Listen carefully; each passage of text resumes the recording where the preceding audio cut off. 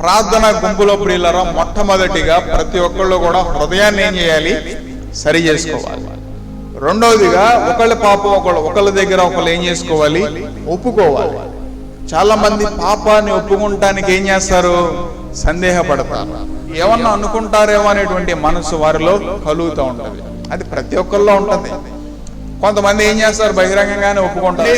పాపాన్ని ఎవరైతే దాస్తారో ప్రియులరా, మన మధ్యలో పాపాన్ని దాచేవారు ఎవరైతే ఉంటారో దేవుని కార్యాలు అక్కడ కనబడవు. కుటుంబంలో పాపాన్ని దాచేవారు ఎవరైతే ఉంటారో ఆ కుటుంబంలో దేవుని కార్యాలు కనబడవు.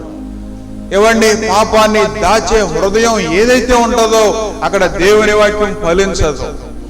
పాపాన్ని దాచే స్వభావాల్ని దాచే హృదయం ఏదైతే ఉంటుందో అక్కడ ఉజ్జీవానికి, ప్రార్థనాత్మకి, దేవునాత్మకి అక్కడ ఏముండదు, చోటు ఉండనే ఉండదు.